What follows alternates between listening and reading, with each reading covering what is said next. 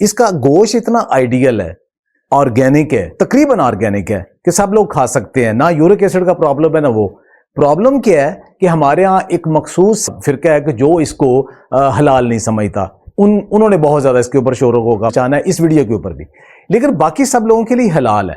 खरगोश का गोश्त है ना, ये आपको 2 माह का तकरीबन एक खरगोश मिलता है, और उसने क्या खाया होता है? सिर्फ मदर फीड, यानी उसने कोई किसी किस्म की और खुराक नहीं ली होती। उसकी तकरीबन सारी खुराक अपनी माँ का दूध पिया होता है, और उसकी माँ ने क्या खाया होता है? चारा।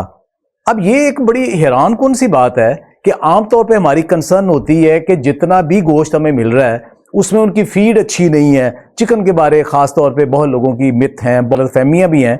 तो ये एक ऐसा गोश्त है कि जिसमें कोई किसी किस्म की आर्टिफिशियल फीड जो है ना वो नहीं दी जाती। तकरीबन 80 to 90% सिर्फ चारा माँ खाती है, और उसका दूध से बच्चा तैयार हो जाता है।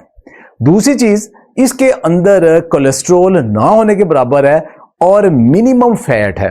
तो जो लोग अपने कोलेस्ट्रोल से या फैट से या कैलोरी से थोड़े परेशान हैं और वो सिलेक्ट करना चाहते हैं कि ऐसा गोश्त जिसके अंदर ज्यादा कोलेस्ट्रोल ना हो, तो वो रैबिट मीट है, मिनिमम है। बल्कि इवन ये कहा जाता है कि इससे रैबिट टॉक्सिसिटी हो जाती है कि अगर आप खाली रैबिट का गोश्त खाएंगे तो उसके अंदर फैट ही नहीं है, तो इम्बैलेंस ज्यादा प्रोटीन हो जाती है। लेकिन चूंकि हम तो उसको घी के अंदर पका के खाते हैं ना, इसलिए वो ऐसा प्रॉब्लम नहीं है। चिकन के मुकाबले में अगर इसको कंपेयर करें तो इसके अंदर ओमेगा 3 फैटी एसिड भी है और आयरन भी है।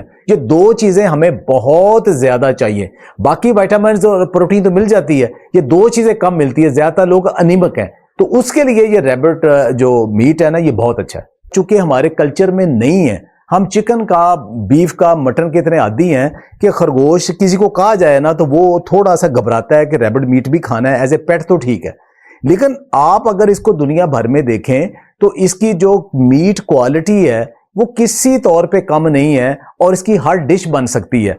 मैंने जब पहली दफा खाया था तो मुझे इसकी फिंगर फिश जैसे मछली की होती है ना, इस तरह मुझे खिलाया गया था।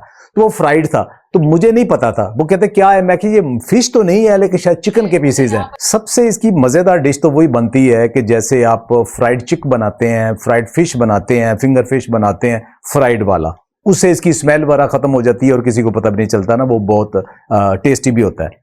लेकिन जब आप इसको आम, जैसे हमारे यहाँ सब्जी के साथ आम चिकन को या दूसरे गोश्त को बनाया जाता है ना, वहां फिर आपको इसमें कोई लहसुन, अदरक और बाकी थोड़ी सी मेहनत करके ना इसका फिर टेस्ट बेहतर करना पड़ता है, वगरना हमारे टेस्ट शायद उसके लिए एडजस्टेड नहीं है।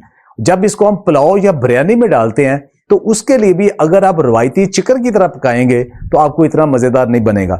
लेकिन असल बात यह है कि जब एक चीज आती है तो उसके कुकिंग के लिए कुछ प्रोटोकॉल्स होते हैं, चीजें होती हैं। हर सब्जी को, हर गोश्त को आप अलग से पकाते हैं, तो अगर आप एक ही तरीके से पकाने की कोशिश करेंगे तो वो नहीं होगा। तो आप इसकी बिरयानी भी बना सकते हैं, आम सालन के साथ भी बना सकते हैं। इसकी कामयाबी तभी होगी। शेफ हैं, जो स्पेशल कुजीन है, वो थोड़ी मेहनत करना पड़ेगी, बन सकती है। एक्सेप्टेबिलिटी तो माशरे में हो ना पहले।